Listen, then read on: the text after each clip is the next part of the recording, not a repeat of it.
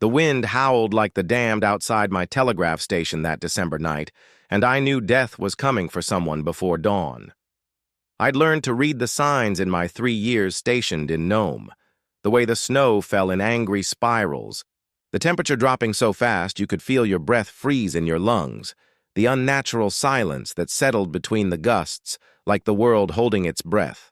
My kerosene lamp flickered against the frost-covered windows, casting dancing shadows that seemed to move with a life of their own. The Morse code key sat silent on my desk, as dead as the communication lines the storm had already claimed.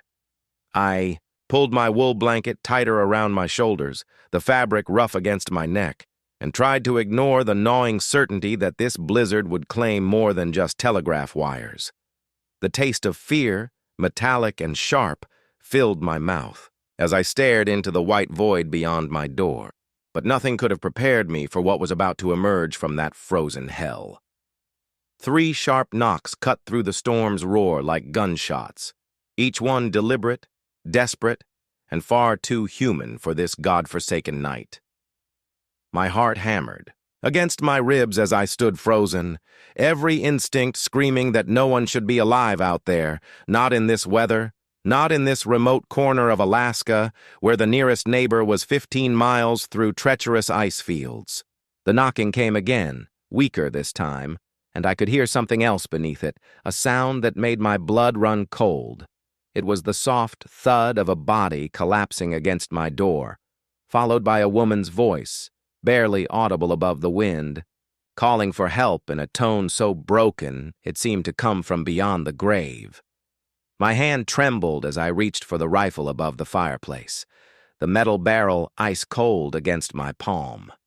The smart thing would be to wait, to let the storm decide. Her fate, because in Nome, strangers in the night usually meant trouble. But that voice, weak as it was, carried something that cut through my caution like a blade through butter. I couldn't have known then that opening that door would unravel everything I thought I knew about justice, mercy, and the thin line between salvation and damnation. I set the rifle aside and approached the door with the careful steps of a man walking toward his own grave. The wind caught the wooden frame as I opened it, nearly tearing it from my frozen grip, and there she was, collapsed in the snow like a broken doll, her dark hair matted with ice, her lips blue as midnight. She wore a tattered black coat that might have been elegant once before the wilderness claimed it, and her hands were bare, the fingers white with frostbite that spoke of hours in the killing cold. When she lifted her head to look at me, her eyes were the pale green of Arctic ice, beautiful and terrifying in their desperate clarity. Snow clung to her eyelashes like tiny diamonds, and when she tried to speak, only a rasp emerged from her cracked lips. I could smell the sharp scent of snow and something else, something that reminded me of copper and fear. Her whole body shook with violent tremors that seemed to come from somewhere deeper than mere cold. But it was her face that stopped my heart. Gaunt, hollow-cheeked, yet unmistakably the face I'd seen somewhere before, though I couldn't place where. "Please," she whispered, and the word came out like a prayer spoken in a graveyard. I didn't hesitate then. Couldn't hesitate, because whatever she was, whatever she'd done, no human being deserved to die like a dog in the snow outside my door. I hooked my arms under hers and hauled her inside, her body light as kindling, all bones and desperation wrapped in frozen cloth. She smelled of wood smoke and something sweeter, like wildflowers, which seemed impossible in this land of eternal winter. Her skin was ice against my hands as I carried her to the chair beside my fire, and I could feel her heart beating like a trapped bird's wings against her ribs. When I wrapped my spare blanket around her shoulders, she clutched it with fingers that barely seemed to work, and a single tear rolled down her cheek, freezing before it reached her jaw. The firelight played across her features, and again I felt that nagging sense of recognition, like a word dancing just beyond my memory.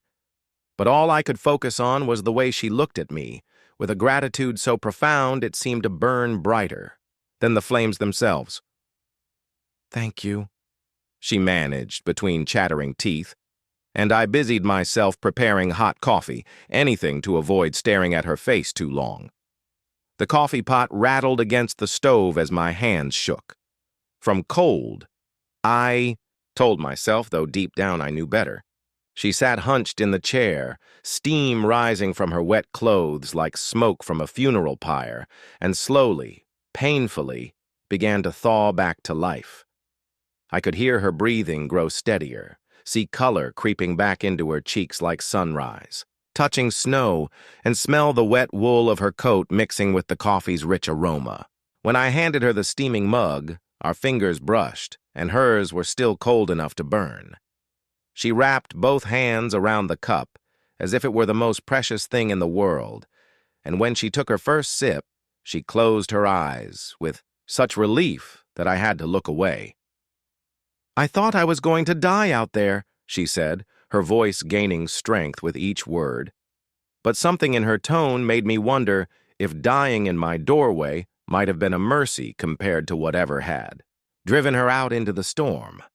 I settled into the chair across from her, cradling my own coffee and studying her face in the firelight, while trying to shake the feeling that I was harboring something far more dangerous than a lost traveler. She was perhaps 30, with the kind of beauty that survives hardship. Sharp, cheekbones, expressive eyes, and a mouth that suggested both kindness and secrets.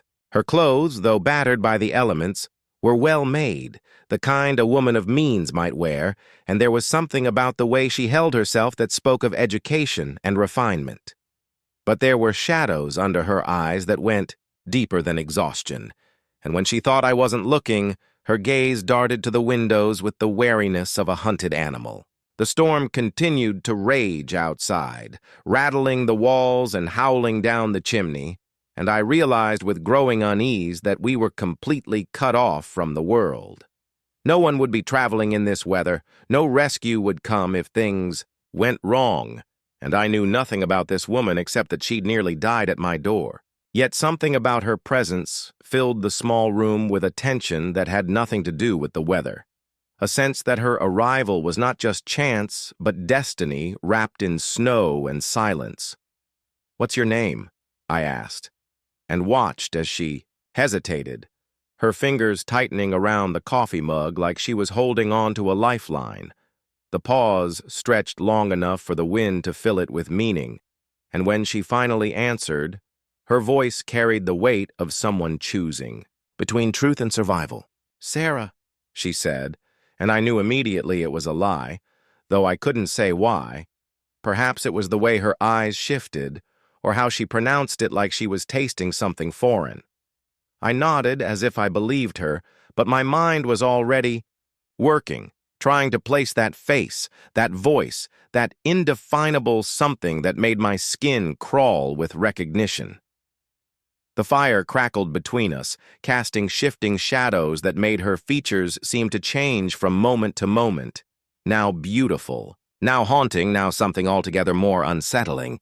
"Sarah," I repeated, and the name fell flat in the warm air of my cabin, as hollow as a grave marker over an empty plot. She smiled then, a sad, grateful expression that didn't quite reach those pale green eyes, and I felt the first cold finger of true fear trace its way down my spine, because I was beginning to remember where I'd seen that face before, and if I was right, then death hadn't come knocking at my door tonight. Something far worse had. Outside, the storm raged with a fury. That seemed personal, as if the very heavens were angry about what I'd just invited into my sanctuary. The wind shrieked around the corners of my small station house, driving snow against the windows with such force that the glass bowed and creaked under the assault. But inside, wrapped in the warm glow of firelight and the illusion of safety, Sarah, or whatever her real name was, slowly shed her frozen shell like a snake molting its skin. Color returned to her lips. Warmth crept back into her voice, and with each passing minute, she seemed more real, more human, and somehow more terrifying. I watched her hands steady on the coffee mug, watched her breathing return to normal, watched her eyes lose that glassy look of someone dancing on the edge of death. And with each sign of her recovery, the memory grew stronger, more insistent, until I could almost see it. A wanted poster, yellow and dog-eared, tacked to the wall of the Sahib Marshal's office in Fairbanks. But I pushed the thought away, telling myself I was letting the isolation and the storm play tricks with my mind, because surely no fugitive would be foolish enough to seek shelter with a telegraph operator who had direct lines to every law enforcement office in the territory. The woman who called herself Sarah set down her empty mug and looked directly into my eyes, and in that moment, I knew with absolute certainty that whatever storm was raging outside my door was nothing compared to the tempest I'd just welcomed into my life. Her gaze was steady now, calculating, and I saw intelligence there that spoke of someone who had learned to survive by reading people like books. She was taking my measure, weighing my threats and weaknesses with the cold precision of a predator, and I realized that the helpless victim who had collapsed in my doorway was already gone, replaced by someone far more dangerous. The firelight danced across her face, revealing details I'd missed in my rush to save her. The small scar above her left eyebrow, the callus on her trigger finger, the way her eyes never quite settled on any one spot, but constantly catalogued exits and weapons. "You're very kind," she said, and there was something in her voice that made it sound less like gratitude and more like an appraisal. I forced myself to smile and nod, playing the part of the Good Samaritan. But inside, every instinct I'd developed in 3 years of frontier living was screaming at me to reach for that rifle. Because I finally remembered where I'd seen that face, and God help me, I was about to spend the longest night of my life trapped in a blizzard with the most wanted woman in Alaska. I excused myself to check the telegraph equipment, but my real destination was the wooden crate beneath my desk where I kept the official notices and wanted posters that came through the wires. My hands trembled as I rifled through the stack of yellowed papers, each one bearing the face of some desperado or missing person, and the smell of old ink and dust filled my nostrils.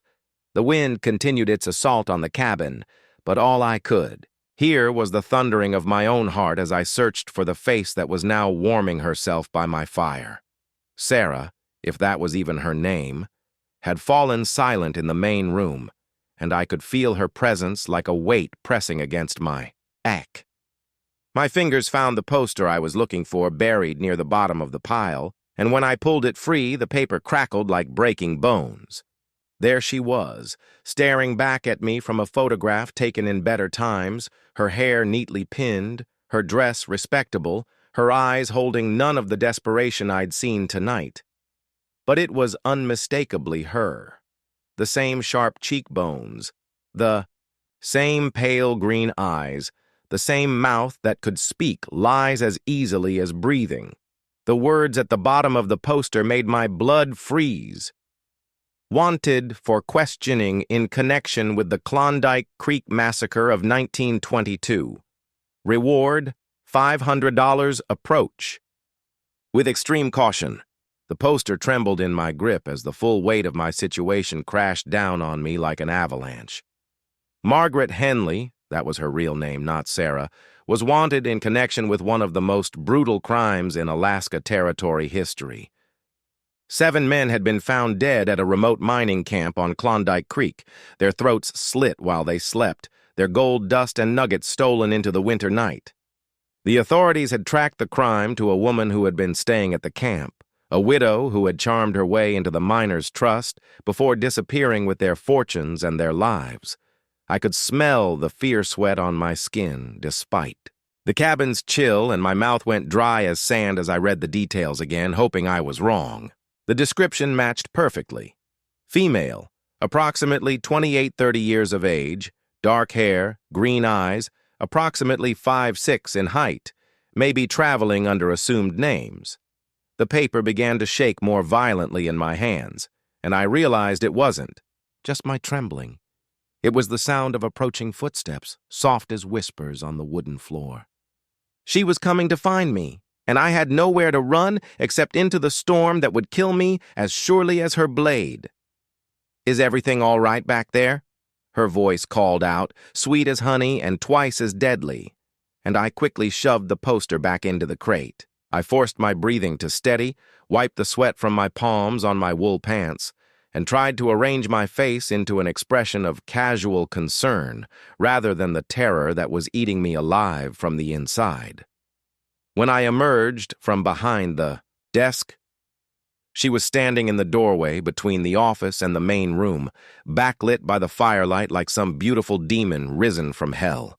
Her color had returned completely now, and she looked almost healthy, almost normal, if you could ignore the calculating way her eyes swept the room, cataloging every potential weapon, every possible escape route. "Just checking the equipment," I managed to say, and was surprised to hear my voice sound almost normal. "The storms knocked out most of our lines, but I wanted to make sure we weren't completely cut off from the world." She nodded sympathetically, but there was something in her expression that suggested she already knew exactly how isolated we were. I could smell the coffee on her breath as she stepped closer, and beneath it something metallic that made my stomach turn. The space between us crackled with tension, and I wondered if she could sense my newfound knowledge the way a predator senses fear. "You're very dedicated to your work," she said, moving back toward the fire with the fluid grace of someone who had learned to move silently through dangerous places.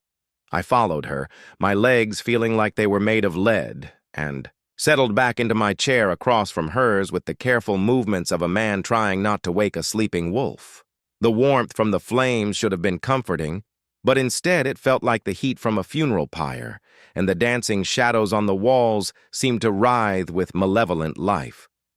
She had pulled the blanket tighter around her shoulders, and in the flickering light, she looked almost innocent, almost vulnerable, like the victim she had pretended to be when I first opened my door. But now I knew better. Now I could see the way her hand rested casually near the poker by the fireplace, the way her eyes never quite met mine but constantly scanned for threats and opportunities. "It's a lonely job," I replied, trying to keep the conversation light while my mind raced through possibilities for survival. The wind howled outside like the voices of the 7 dead miners, and I couldn't shake the feeling that they were trying to warn me. But warn me of what? That death was sitting across from me, sipping coffee and planning my demise with the patience of someone who had killed before? The silence stretched between us like a frozen lake that might crack under the slightest pressure, and I found myself studying every detail of her face, looking for signs of the monster beneath the mask. Her skin was pale but smooth, unmarked by the kind of violence she was accused of, and her hands appeared soft, almost delicate. Not the hands of someone who could slit 7 throats in a single night. But I'd heard enough stories from the old-timers to know that evil rarely looked like what you expected. It was often beautiful, often charming, often the last face you'd suspect of harboring darkness.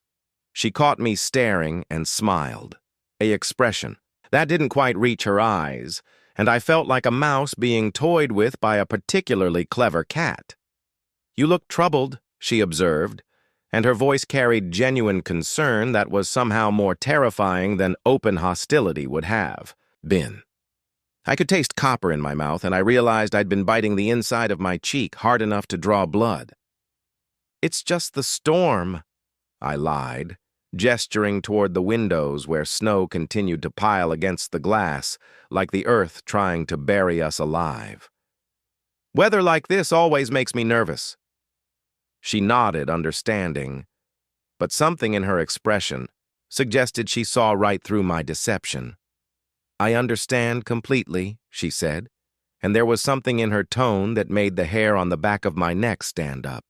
"Storms can bring out the worst in people, trap them with their fears and their secrets until there's nowhere left to hide." The way she said secrets made it sound like she could see straight into my soul, and I wondered if my face had betrayed my discovery of her identity. The fire crackled and popped, sending sparks up the chimney, and I watched her face in the shifting light, looking for any sign that she knew I knew who she was. Her fingers drummed absently on the arm of her chair, and I noticed for the first time that her nails were cut short, practical, the nails of someone who worked with their hands, or perhaps someone who couldn't afford to have long nails catch on a victim's throat. Sometimes, she continued, her voice taking on an almost hypnotic quality, the only way to survive a storm is to become something you never thought you could be. The words hung in the air between us like a challenge, and I felt the weight of the rifle on the wall behind me, so close and yet impossibly far away. I could smell wood smoke and something else now, something sharp and metallic that reminded me of blood on snow, though surely that was just my imagination running wild with fear. "What do you mean?" I asked, though I wasn't sure I wanted to hear the answer. And she leaned forward slightly, the firelight casting her face in sharp relief. For just a moment the mask slipped, and I saw something in her eyes that was ancient and cold and utterly without mercy. The look of someone who had stared into the abyss so long that it had stared back and taken up residence in her soul.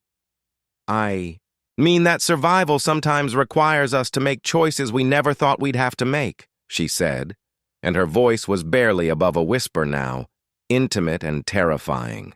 "To do things that would horrify the person we used to be, all in the name of staying alive one more day." The wind chose that moment to slam against the cabin with renewed fury, and the lights flickered, casting us both in brief darkness before the flames steadied again. In that moment of shadow, I could have sworn I saw her smile, but it wasn't the grateful expression of a rescued traveler. It was the satisfied grin of a predator who had successfully cornered her prey. I gripped the arms of my chair so tightly my knuckles went white, and tried to calculate the distance to my rifle while maintaining the pretense that I was still the kind rescuer rather than a man who had just realized he was sharing his last night on Earth with a killer. The storm continued to rage outside, but inside the cabin, a different kind of weather was building, the electric tension that comes before lightning strikes and changes everything forever. She seemed to sense my growing unease, because her entire demeanor shifted subtly, becoming more alert, more focused, like a cat that had been lazily sunning itself but now spotted a mouse worth hunting. "You're very quiet," she observed, tilting, her head in a way that might have been charming if I hadn't seen that same movement on the wanted poster, described by a witness who had watched her lure a prospector to his death. I could hear my own heartbeat in the silence between her words, and the taste of fear was so strong in my mouth I could barely swallow. "Just tired," I managed, but my voice cracked on the words, betraying me as surely as if I'd shouted her real name across the room. She nodded as if she believed me, but her hand moved casually to rest on her knee, and I caught a glimpse of something that made my blood freeze, the wooden handle of what looked like a knife, tucked into her boot and hidden beneath her skirts. The firelight danced across her face, revealing and concealing her features in turn, and I realized that the woman who had collapsed at my door was gone forever, replaced by something far more dangerous. I was no longer a rescuer offering shelter from the storm. I was prey, trapped in my own home with a predator who was deciding when and how to strike. As the wind howled its fury outside and the fire burned lower in the grate, I found myself caught in a deadly game of cat and mouse where the rules kept changing and the stakes were my life. Margaret Henley, for I could no longer think of her as Sarah, sat across from me with the patience of someone who knew that time was on her, sighed that the storm would keep us trapped together until she was ready to reveal her true nature. Her eyes never left my face, reading every expression, every micro-movement, cataloging my fears and weaknesses with the thoroughness of someone who had studied human nature in its darkest forms. I tried to maintain my facade of ignorance, to play the part of the helpful telegraph operator who had simply offered shelter to a stranger, but I could feel the pretense crumbling with each passing second. The poster in my desk drawer felt like it was burning through the wood, and I wondered if she could somehow sense its presence, if she knew that her carefully constructed identity had been shattered by a piece of yellowed paper and fading ink. The distance to my rifle seemed to grow with each heartbeat, and I began to understand that I was no longer planning a rescue or contemplating a citizen's arrest. I was fighting for my life against someone who had already proven that murder came as easily to her as breathing. But the night was far from over, and I was beginning to realize that if I wanted to see another sunrise, I would have to become someone I'd never been before, someone capable of matching a killer's cunning with deadly patience of my own.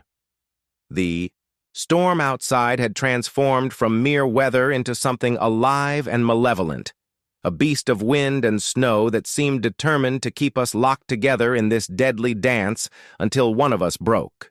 I could no longer see anything beyond the windows. The world had become a wall of white that erased all landmarks, all hope of escape, all possibility that anyone might stumble upon my cabin and interrupt whatever Margaret Henley was planning.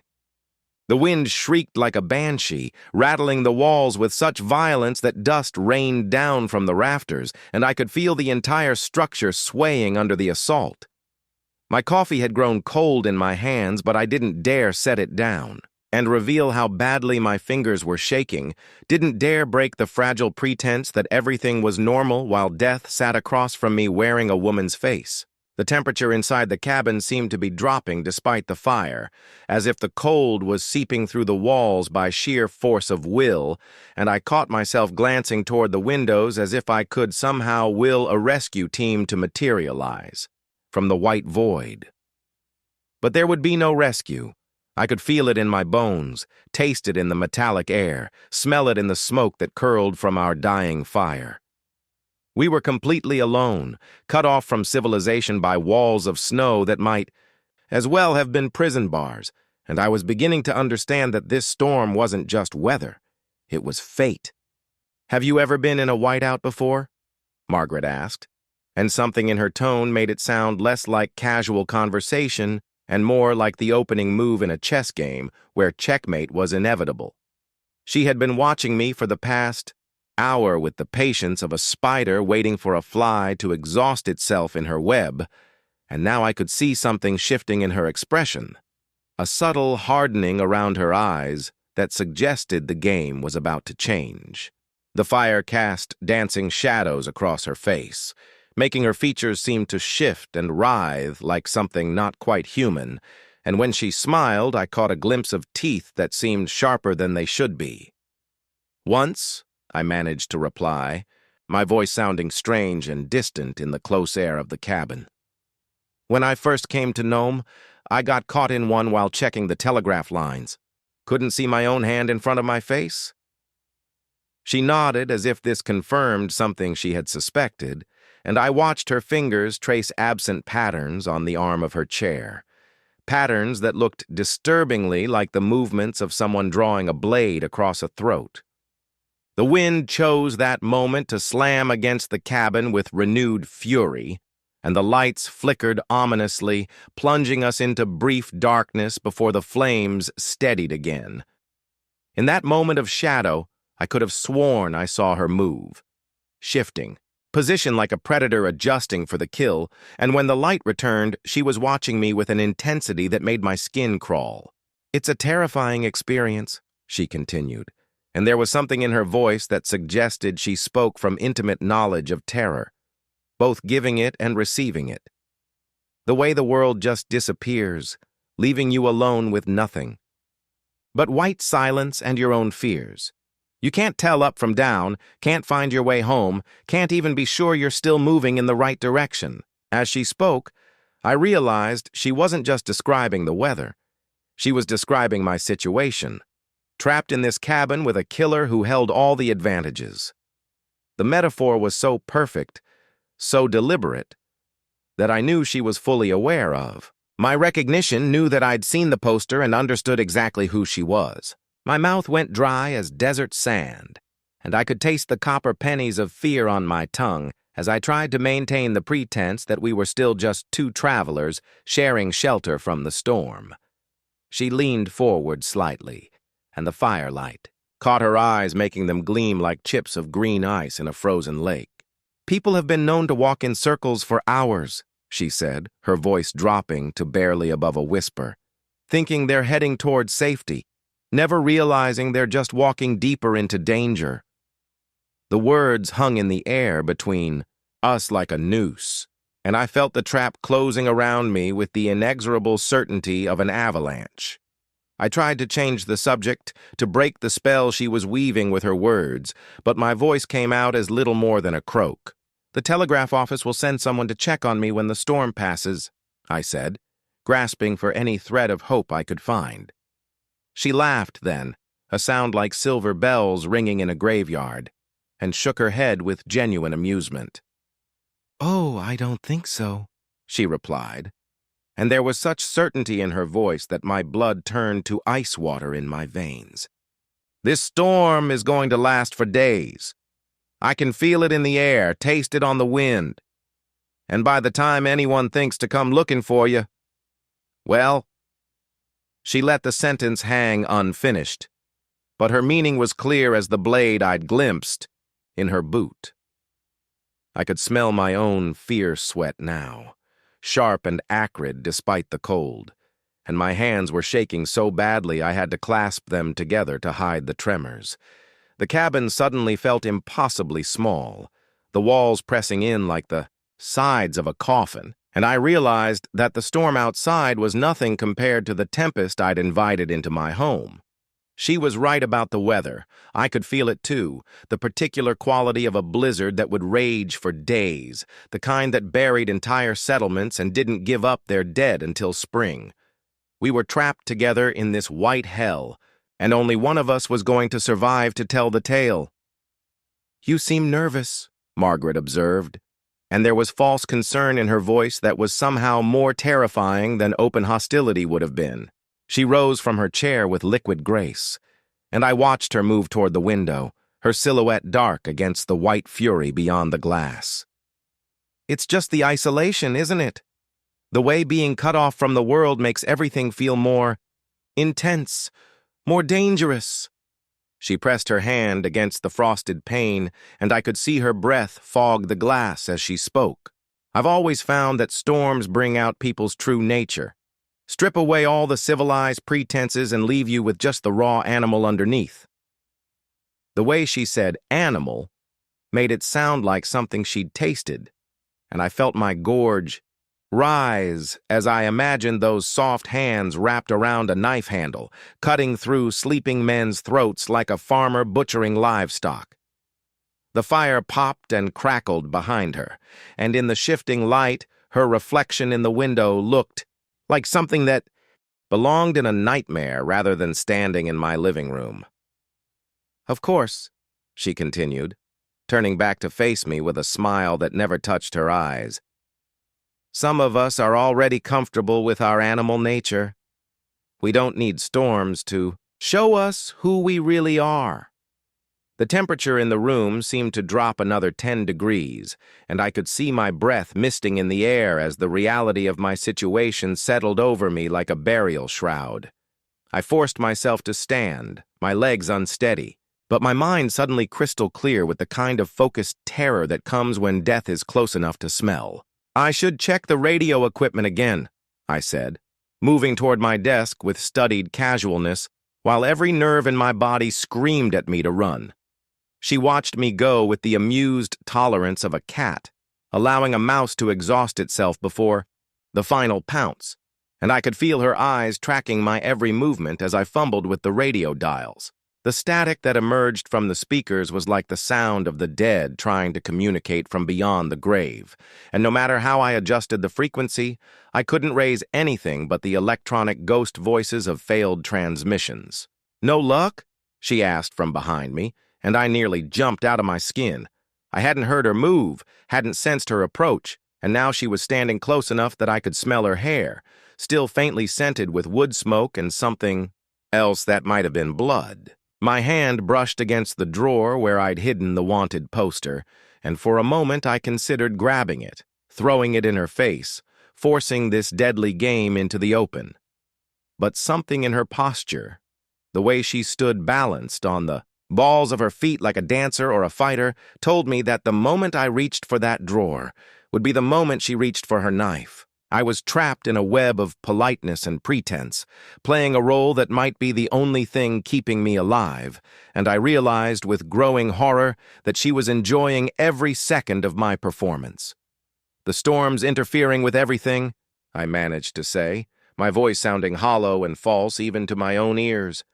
Outside, the wind had reached a fever pitch, howling like all the demons of hell had been unleashed upon the earth, and I could hear something, branches, debris, maybe pieces of other buildings, slamming against my walls with increasing violence. The whole cabin groaned and creaked under the assault. And I wondered briefly if the storm might solve my problem by simply burying us both under tons of snow and ice. But even as the thought crossed my mind, I knew it was wishful thinking. Margaret. Henley had survived worse than this storm, had walked away from scenes of carnage that would have broken lesser souls, and she wasn't going to be stopped by mere weather. She moved back toward the fire, and I watched her settle into her chair with the satisfied air of someone who had just confirmed a particularly pleasing theory. "Don't worry," she said, and her voice was soft as silk and twice as deadly. "I'm sure we'll find ways to pass the time until the storm breaks." The way she said "pass the time" made it sound like a euphemism for something unspeakable, and I felt the last of my hope drain away like water through broken ice. The night was still young, the storm showed no signs of weakening, and I was beginning to understand that my only choice was between dying as a victim or fighting back as something I'd never been before, a killer myself. The whiteout pressed against the windows like the fingers of dead men trying to claw their way inside, and the storm's voice rose to a shriek that seemed to come from the throat of some ancient, hungry god. Margaret sat in her chair, like a queen holding court in hell, and every time the fire flickered, her shadow seemed to grow larger, more monstrous, until it filled the entire room with darkness. I could no longer pretend that this was just a strange coincidence, could no longer maintain the fiction that I was simply offering shelter to a lost traveler. The game had moved beyond pretense now, into territory where only truth and violence mattered. She knew that I knew who she was, and I knew that she knew I knew, and the only question left was which one of us would make the first move in this dance of death. The cabin felt like a stage set for a tragedy, with the storm providing a soundtrack of destruction and the fire offering the only light in a world gone mad with wind and snow. Outside, Nome might as well have been on another planet. We were alone in this white void, two predators circling each other in a space too small for both to survive. I could taste blood in my mouth from biting my tongue, could smell the acrid scent of my own fear, could feel the weight of the rifle on the wall behind me like a promise of salvation or damnation.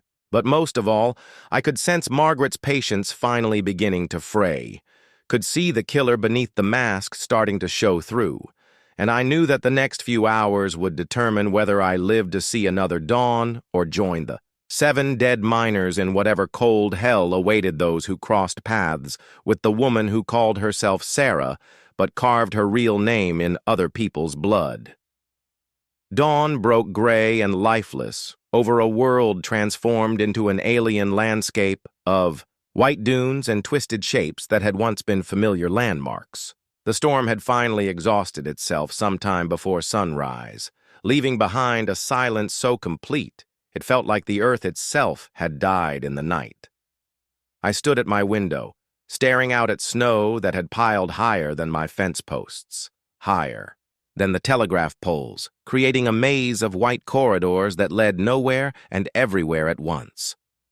Margaret, I could no longer think of her by any other name, had dozed fitfully in her chair through the last hours of the storm, but I had remained awake, watching her, waiting for the moment when she would drop her pretense and reach for the knife I knew she carried. But morning had come without violence, and now she stood beside me at the window, close enough that I could feel the warmth radiating from her body, close enough that one quick movement could end everything. "Beautiful, isn't it?" she murmured, and there was something in her voice that made the word beautiful sound like a synonym for death. The snow stretched endlessly in every direction, unmarked and pristine as a burial shroud, and I realized with growing dread that even if I could somehow overpower her, I had nowhere to run in this white wasteland. But then I saw something that made my blood freeze in my veins, tracks in the snow, leading away from my cabin toward the distant tree line, tracks that looked far too large to belong to any animal that should be alive in this godforsaken wilderness. "Do you see that?" I asked, pointing toward the strange impressions in the snow, hoping against hope that I was imagining things. Margaret followed my gaze, and I watched her face carefully, looking for any sign of surprise or confusion that might tell me she was as mystified as I was. But instead, her lips curved into the faintest smile, and she nodded as if she had been expecting this discovery all along. "Interesting," she said, and the word carried undertones that made my skin crawl with renewed fear. The tracks were enormous, easily twice the size of a man's footprint, and they moved in a straight line through the deep snow as if whatever had made them was either impossibly strong or completely unconcerned with the difficulty of walking through drifts that would have swallowed a horse. I could smell something on the wind now, something that reminded me of wet fur and decay, and my mind raced with possibilities that all seemed to lead toward nightmare. "What could make tracks like that?" I asked, though part of me didn't want to hear the answer. Margaret turned to look at me, and in the pale morning light, her eyes seemed to glow with an inner fire that had nothing to do with reflected sunshine. "Oh, I think you know," she said softly, and there was something in her tone that suggested this was all part of some larger game I didn't understand. The tracks stretched away into the distance until they disappeared behind a ridge of snow-covered rocks, and I found myself wondering what kind of creature could move so purposefully through a landscape that would have killed any normal animal. Grabbed my coat and boots, driven by a compulsion I couldn't name to follow those impossible tracks and discover what had passed so close to my sanctuary in the night. "Where are you going?" Margaret asked, but there was no real curiosity in her voice. She sounded like someone who already knew the answer and was simply playing her part in a script I hadn't read. "I need to check the telegraph lines," I lied, though the truth was that I needed to get out of that cabin, needed to breathe air that hadn't been poisoned by her presence, needed to think clearly without those pale green eyes watching my every move. She nodded as if my deception was perfectly reasonable, and I caught a glimpse of something that might have been amusement flickering across her features. "Be careful," she said, and the words sounded like a threat disguised as concern. "This country can be dangerous for someone who doesn't know what they're looking for." I pulled on my heavy coat and wrapped a scarf around my face, and when I reached for the rifle above the fireplace, she made no move to stop me, which somehow made me more nervous than if she had tried to prevent me from arming myself. The weight of the weapon in my hands should have been comforting, but instead it felt like a prop in a play where everyone else knew their lines except me. I could taste the metallic bite of fear in my mouth as I opened the door and stepped out into the frozen wasteland, leaving Margaret alone in my cabin with access to my radio, my supplies, and whatever other weapons she might find while I was gone. The cold hit me like a physical blow, driving the breath from my lungs and making my eyes water until the tears froze on my cheeks. The snow was deeper than I had realized. In some places it came up to my thighs, making each step a monumental effort that left me gasping and sweating despite the sub-zero temperature. But the tracks were even more disturbing up close than they had been from the window. They were perfectly preserved in the snow, showing details that made my mind reel with impossibility. Whatever had made them had claws, long curved talons that had gouged deep furrows in the frozen ground beneath the snow, and the stride length suggested something with legs far longer than any bear or wolf I'd ever heard of. I could smell something. In the air now, a musky scent that reminded me of the carnivore house at a zoo. All predator musk and the lingering odor of old blood. The tracks led in a straight line toward a cluster of abandoned mining shacks about half a mile from my station. Buildings that had been empty for years since the last prospectors had given up their claims and moved on to richer ground. As I followed the trail, struggling through snow that seemed determined to swallow me alive, I began to notice other things that didn't belong. Broken branches on trees that stood 20 feet tall, as if something massive had brushed against them. In passing, and strange marks in the snow that looked almost like symbols, though I couldn't imagine what kind of creature would leave deliberate patterns in its wake. The abandoned mining camp looked like a scene from a fever dream when I finally reached it. The wooden buildings half buried in snowdrifts that had been sculpted by the wind into fantastic shapes. But it was what I found inside the largest shack that made my blood turn to ice water in my veins. Evidence that someone had been using this place recently, despite the fact that it had supposedly been abandoned for 3 years. There were fresh supplies stacked against one wall, canned goods and dried meat that couldn't have been there long enough to freeze solid, and a sleeping area that showed signs of recent use. The smell of old smoke hung in the air, and when I examined the crude fireplace, I found ashes that were still warm to the touch. But most disturbing of all were the bones I found scattered around the camp. Animal bones, I told myself, though some of them looked disturbingly human in size and shape.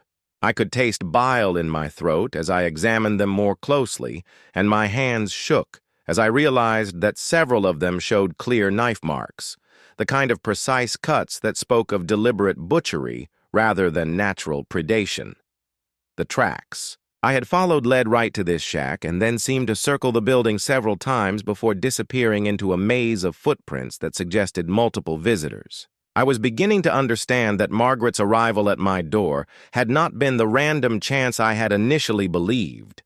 She had come to Nome for a reason, and that reason was somehow connected to this horrible place and whatever creature had left those impossible tracks in the snow. As I stood in that charnel house of a mining shack, surrounded by evidence of horrors I couldn't begin to comprehend, I heard something that made every hair on my body stand on end. It was a howl, long and mournful and utterly inhuman, coming from somewhere deeper in the wilderness, and it was answered by another voice, then another, until the air was filled with a chorus of sounds that belonged in no earthly throat. The howling seemed to come from all directions at once, echoing off the snow-covered hills and creating a symphony of predatory hunger that spoke of intelligence far beyond any normal animal. I gripped my rifle tighter and backed toward the door of the shack, my eyes scanning the white landscape for any sign of movement, any hint of the creatures that were announcing their presence with such terrifying boldness. The sound faded gradually, leaving behind a silence that was somehow worse than the howling had been, and I realized that whatever was out there knew exactly where I was, knew that I had discovered their lair, and was probably deciding whether I represented a threat worth eliminating. The wind had picked up again, driving snow across the landscape in stinging sheets that reduced visibility to mere yards, and I found myself trapped between the horror of staying in this place of bones and blood, and the terror of trying to make my way back to the cabin through a wilderness that was clearly home to things that shouldn't exist. But as I stood there, paralyzed by indecision, I heard something even more chilling than the howling. The sound of human laughter, high and clear and utterly mad, coming from the direction of my cabin where I had left Margaret alone with my weapons and my radio. The journey back to my station was a nightmare of stumbling through knee-deep snow while the laughter continued to echo across the frozen landscape, sometimes close enough to make me spin around with my rifle raised, sometimes so distant it might have been the wind playing tricks with my ears. But I knew it was Margaret, knew she was calling to me across the white void like some demented siren luring sailors to their doom, and the realization that she was no longer bothering to hide her true nature filled me with a terror that went beyond mere fear of death. The tracks I had followed to the mining camp were already being obscured by blowing snow, but I could see new ones now, multiple sets of the same impossible footprints, all converging on my cabin from different directions, as if a pack of whatever had made them was answering Margaret's call. I could taste copper and panic in my mouth as I forced my exhausted legs to carry me faster through the snow, and the weight of the rifle in my hands felt pitifully inadequate against whatever was gathering around my home. The laughter had stopped now, replaced by a silence that was somehow worse, and I could see smoke rising from my chimney in the distance, a normal sight that filled me with dread because it meant Margaret was still there, still waiting, still playing whatever game she had drawn me into.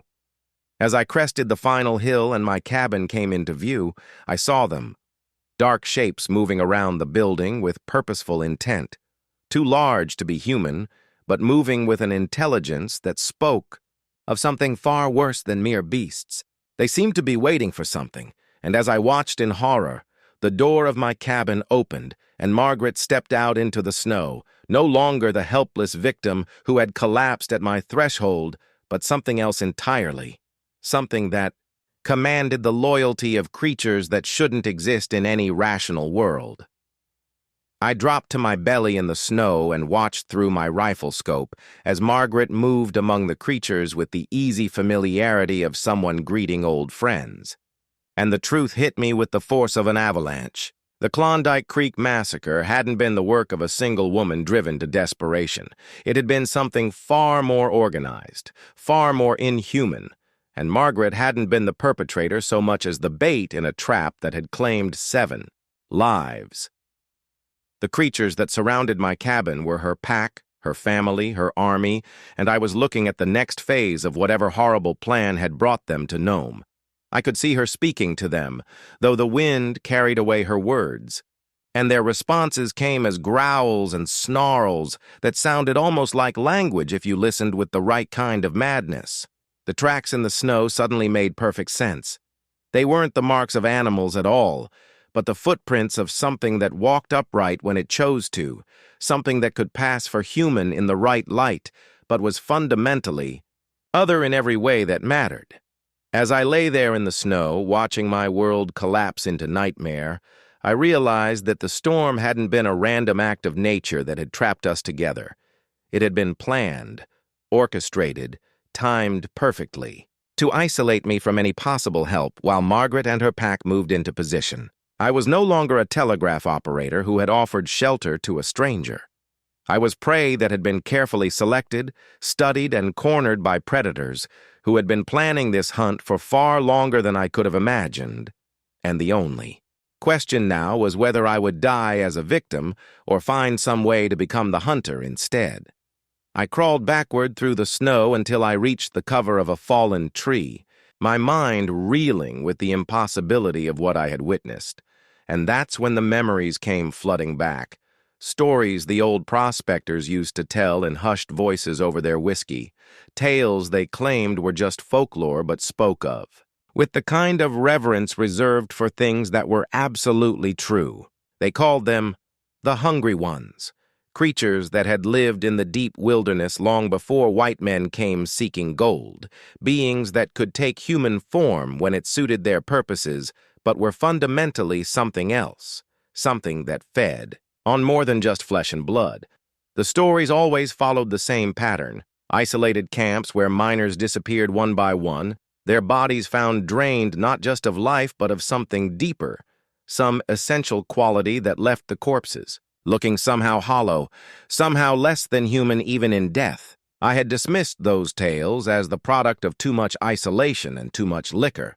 But now, watching Margaret move among her pack of impossible creatures, I understood that the old-timers hadn't been telling stories at all. They had been issuing warnings that no one had been wise enough to heed. The taste of fear in my mouth was so strong now that I could barely swallow, and my hands shook as I tried to work. The bolt of my rifle, knowing that lead bullets would be about as effective against these things as harsh language. But I also remembered other parts of those stories, whispered details about how the Hungry Ones could be fought, how they could be killed, and most importantly, how they had been driven back into the deep wilderness by men who understood that some threats required more than conventional weapons to defeat. The creatures around my cabin moved with a fluid grace that spoke of perfect coordination, and I could see now that they weren't quite the monsters I had first taken them for. They were something worse, something that could pass for human when they needed to, but revealed their true nature only when the hunt was nearly over. In the pale winter light, they looked almost like people wrapped in heavy furs. But their movements were too quick, too predatory, and when one of them turned its head in my direction, I caught a glimpse of eyes that reflected light like a wolf's, yellow and ancient, and utterly without mercy. Margaret stood in the center of their circle like a general addressing her troops, and I could see her gesturing toward the town of Nome, toward the scattered buildings that housed the telegraph office, the trading post, the handful of families who had chosen to winter over rather than flee to warmer climates. My blood turned to ice as I realized what I was witnessing. This wasn't just a hunt for one isolated telegraph operator. It was the planning phase of a massacre that would make the Klondike Creek killings look like a children's game. The hungry ones had come to Nome not for gold or territory, but for the one resource this isolated town offered in abundance: people, cut off from the outside world by winter, trapped and helpless, and completely unaware that death was gathering in their midst. I could smell wood smoke on the wind, the familiar scent of the town's chimneys, and I thought of the Andersons with their 3 young children, of old Henrik the blacksmith, of Sarah Chen who ran the trading post with her elderly father. All of them going about their winter routines with no idea that creatures from their worst nightmares were planning their destruction. I had to get back to town, had to warn them somehow. But first I needed to understand exactly what I was facing, and how these things could be stopped. The old stories came back to me in fragments. Something about fire, about iron that had been blessed, about symbols carved from rowan wood and dipped in running water under a full moon. Most of it sounded like superstitious nonsense, but I had seen enough impossible things in the last 24 hours to know that logic and science weren't going to be much help in this situation. I thought of the telegraph equipment in my cabin, the radio that could reach the marshal's office in Fairbanks if I could somehow get to it, but that would mean fighting my way past Margaret and her pack, and I wasn't fool enough to think I could survive that kind of confrontation armed with nothing but a hunting rifle and desperation.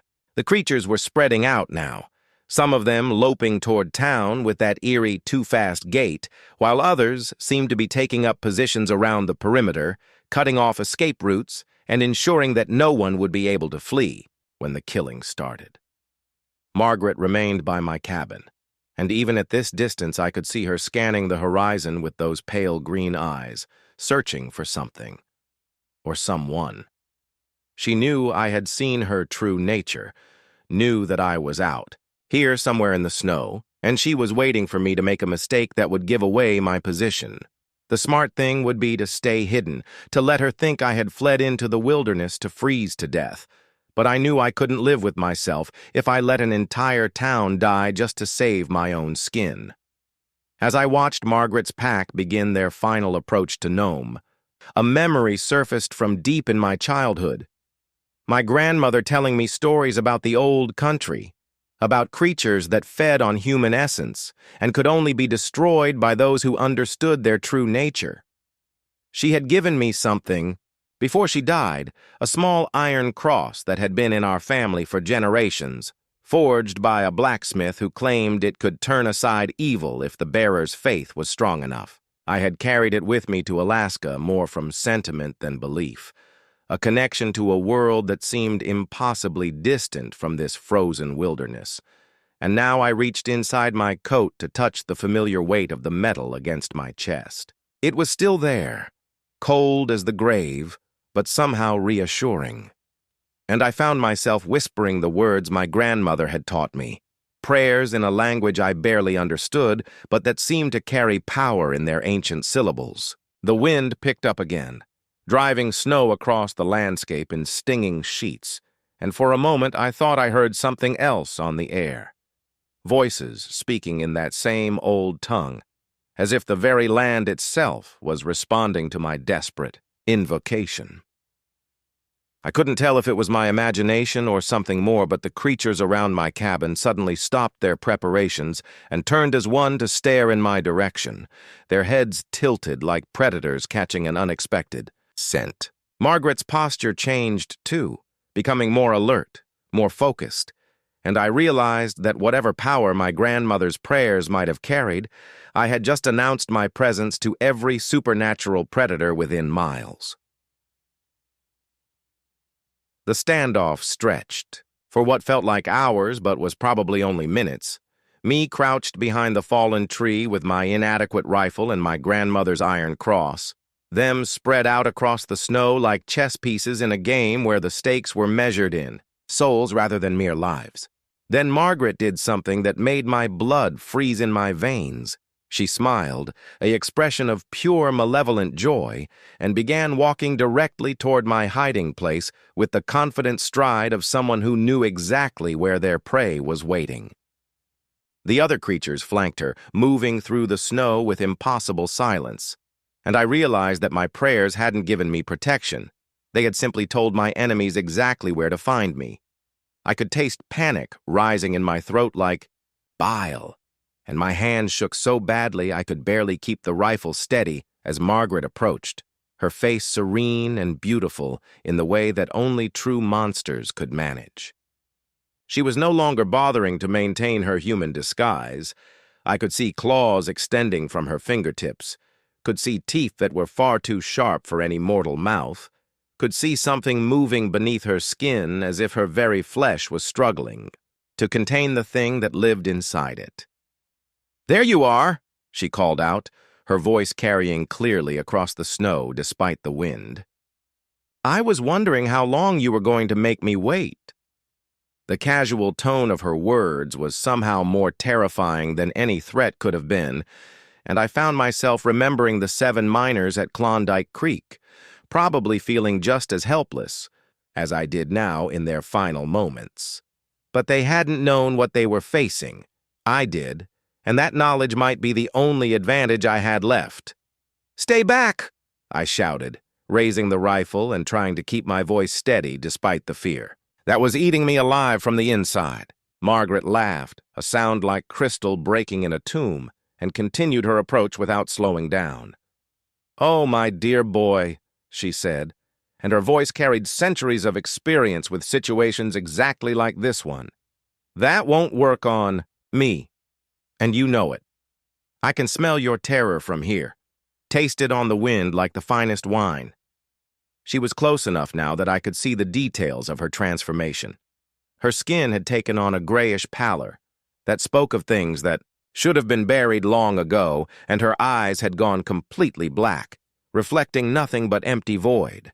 The other creatures had spread out in a semicircle behind her, cutting off any possible escape route, and I could hear them making sounds that were almost like laughter, high and chittering, and utterly inhuman. "The question," Margaret continued, stopping just out of rifle range but close enough that I could smell the charnel house stench that clung to her like perfume, "is whether you're going to make this easy or difficult. Either way, you're going to tell me everything you know about the town's defenses, about who might be able to cause us trouble, about where the children sleep, and where the old people hide their valuables." The casual way she mentioned the children made something snap inside me, and I felt a rage building that was stronger than my fear, hotter than the ice that seemed to have replaced my blood. I thought of little Emma Anderson, barely 5 years old, and her baby brother who had just learned to walk, and I knew that whatever happened to me, I couldn't let these creatures reach them. "Go to hell," I said, and pulled the trigger without, really aiming, more out of desperation than any real hope of stopping her. The bullet caught Margaret in the shoulder and spun her around, black ichor spraying across the snow like ink from a broken pen. But she recovered almost immediately and turned back to face me with an expression of mild annoyance rather than pain. "Well," she said, examining the wound with academic interest, "that was rude. And pointless. You can't kill something that was never really alive to begin with. The wound was already closing, the flesh knitting itself back together with obscene speed, and I realized that conventional weapons were indeed useless against these things. But I also noticed something else. Where my bullet had struck her, the snow around the impact site had begun to steam and smoke, as if the very earth was rejecting the presence of her corrupted blood. I thought of my grandmother's stories again, of the old ways of fighting things that shouldn't exist, and I reached for the iron cross around my neck with sudden understanding. "But you can be hurt," I said, more to myself than to her, and Margaret's expression changed from amusement to something approaching concern. "Oh, yes," she admitted, her voice losing some of its casual confidence. "There are still some who remember the old ways, still some who carry the tools that can harm us. The question is whether you're one of them, or just another frightened man, with a useless weapon and a head full of half-remembered folklore." The wind howled around us like the voices of the damned, and I found myself standing at the crossroads between the world I had always known and a reality that was far darker and more dangerous than I had ever imagined. The choice was simple. I could die as a victim, or I could embrace the knowledge my grandmother had tried to pass down and become something my enemies hadn't expected, a man who remembered how to fight monsters. As Margaret and her pack closed, in for the kill, I pulled the iron cross from around my neck and held it high, and the effect was immediate and dramatic. The creatures recoiled as if I had struck them with lightning, and Margaret herself stumbled backward with a snarl of rage and pain, her beautiful mask slipping completely to reveal the ancient horror that lurked beneath. The cross seemed to glow with its own inner light, casting shadows that moved independently of any earthly source, and I could feel power flowing through it. Not the power of my faith, which was honestly pretty shaky, but the power of generations of believers who had faced similar threats and lived to pass down their weapons to the next generation. "Iron blessed by running water under the full moon," I said, the words coming from some deep memory that might have been my own, or might have been inherited from ancestors I had never known. Forged by a smith who knew what he was making, carried by those who remember the old covenants. Margaret's face twisted with hatred and something that might have been fear, and for the first time since this nightmare began, I felt like I might actually have a chance of survival. The other creatures were backing away now, their yellow eyes fixed on the cross with the kind of wariness that prey animals showed when facing a predator, and I realized that the balance of power had shifted in my favor, at least temporarily. But I also knew that this was just the beginning of the real fight, and that everything I had experienced so far had been nothing more than the opening moves in a war that had been going on since long before white men came to Alaska, a war between those who remembered the old ways and those who had forgotten that some darkness could only be held back by those willing to stand guard against the night. The iron cross burned in my hand like a brand fresh from the forge, and I watched Margaret's beautiful mask crack and crumble away completely, revealing the ancient thing that had been wearing her face like a borrowed coat. Her skin turned the color of old parchment, stretched tight over bones that seemed to shift and realign themselves with each breath, and her eyes became empty sockets that held nothing but the cold light of distant stars. The other creatures backed away further, their forms wavering like heat mirages as the presence of blessed iron disrupted whatever unholy energy held them together. And I could hear them making sounds of distress that cut through the wind like the cries of damned souls. "You think that trinket makes you my equal?" Margaret snarled, but there was uncertainty in her voice now, a crack in the confidence that had carried her through centuries of successful hunts. I could taste copper and ozone in the air, could smell the sharp scent of something burning that wasn't quite smoke, and I realized that the cross wasn't just protecting me, it was actively weakening them, drawing power from their very presence like a spiritual parasite. "Maybe not equal," I said, surprised by the steadiness of my own voice, but it makes me something you didn't expect, someone who knows what you really are. The wind suddenly died to nothing, leaving us standing in perfect silence while the snow fell straight down like a curtain between worlds, and I could feel the weight of decision pressing down on me like the entire sky. This was the moment of truth, the crossroads where I would either find the courage to fight back or die as prey in the snow.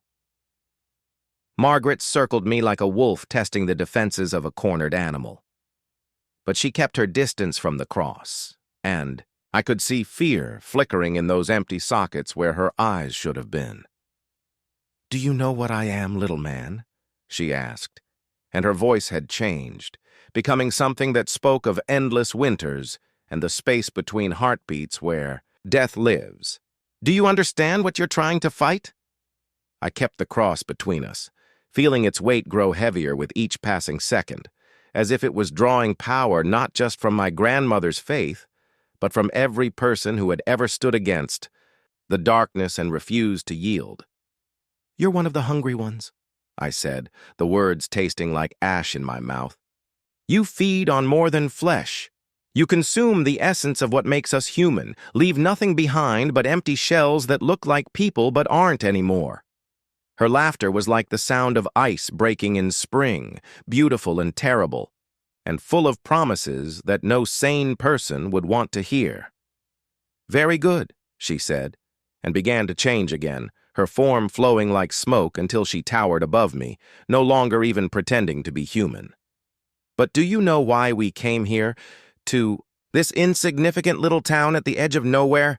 The smell of decay and old blood filled my nostrils, and I could see the other creatures beginning to reform, drawing closer despite their fear of the iron, driven by hunger that was older than civilization. I gripped the cross tighter and tried to remember every story my grandmother had ever told me about fighting things that shouldn't exist, searching for some weapon other than blessed metal and desperate courage. "The gold," I said, and watched her reaction confirm my guess. "It's not about the people at all, is it? It's about the gold they've been pulling out of the ground for the past 20 years. Margaret's form solidified again, becoming something that was almost human but not quite, like a sculpture carved by someone who had only heard humans described but never seen one. "The gold carries the dreams of those who sought it," she explained with the patience of a teacher instructing a particularly slow student. "Every nugget, every flake, every grain of dust is saturated with human hope and desperation and greed. We don't need to hunt individuals anymore. We can feed on the concentrated essence of thousands of dreamers who poured their souls into the search for fortune." The revelation hit me like a physical blow, and I understood now why they had come. To Nome, why they had waited until winter when the town was isolated and vulnerable. The gold in the vaults and strong boxes throughout the settlement represented decades of accumulated human emotion, concentrated and refined into a form they could consume like spiritual wine. "The people are just a bonus," Margaret continued, her voice taking on the cadence of someone sharing a cherished secret.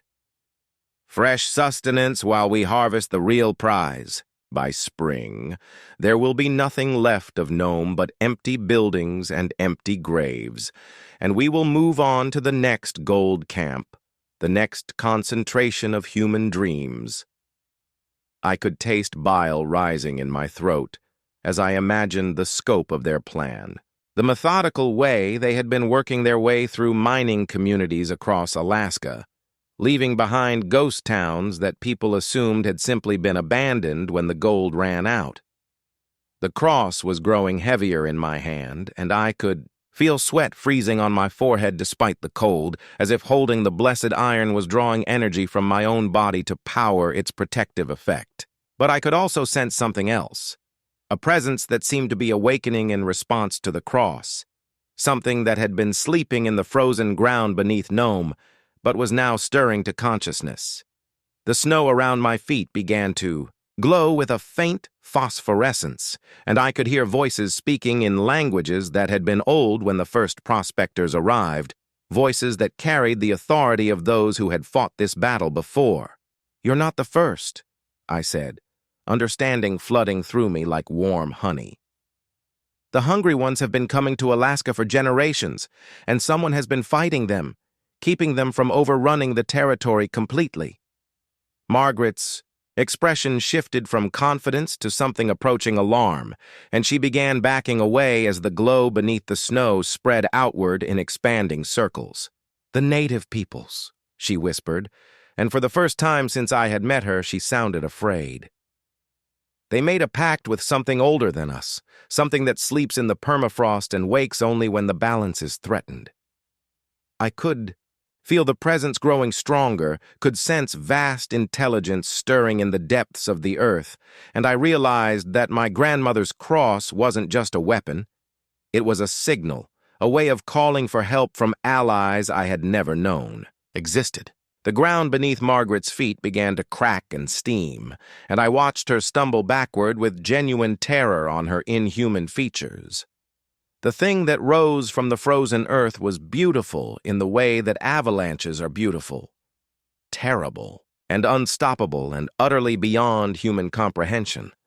It wasn't quite solid, more like living aurora given form and purpose, but when it spoke, its voice carried the authority of winter itself, the patient power of cold that waits for all things to surrender.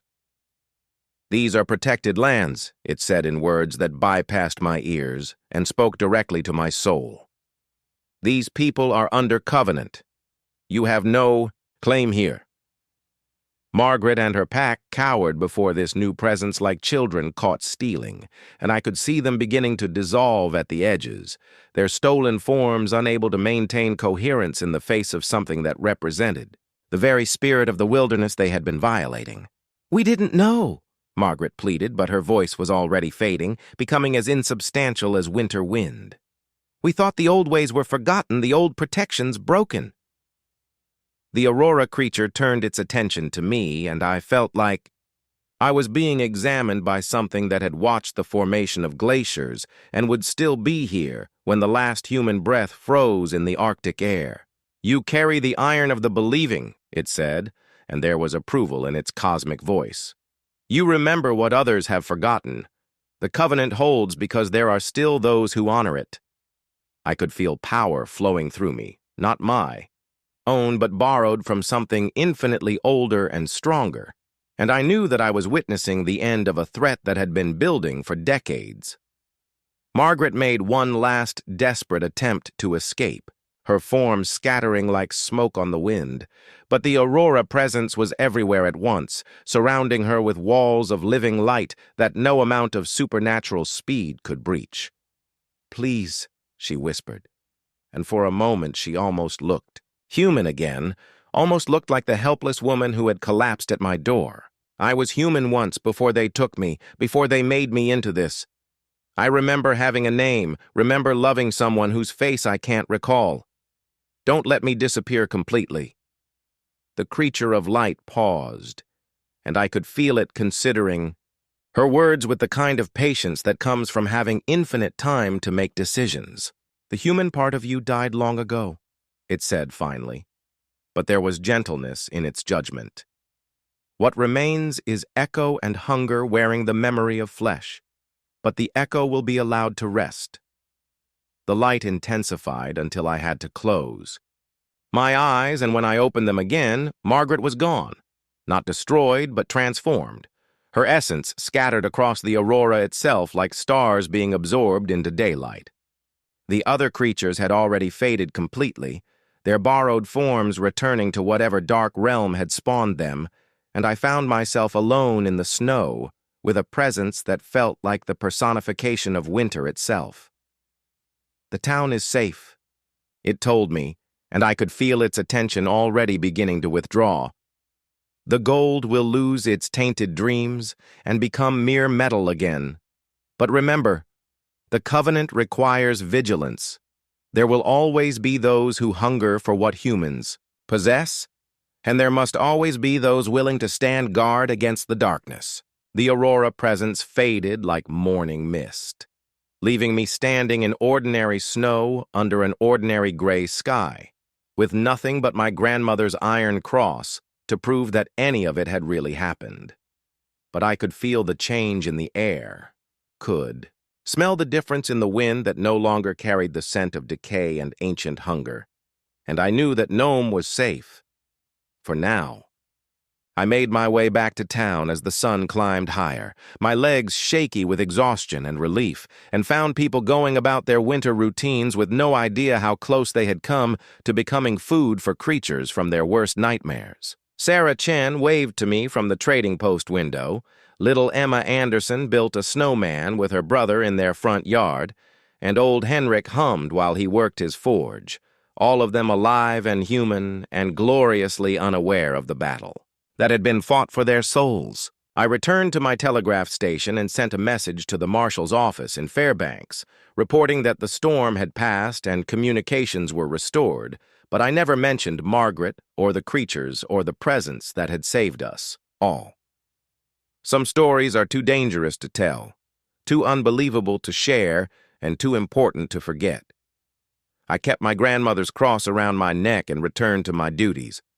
But I also began to study the old stories more carefully, began to understand that my job as a telegraph operator was only part of my purpose in this isolated place. I was a guardian now, a keeper of the covenant, one of those who remembered that some threats required more than guns and badges to defeat.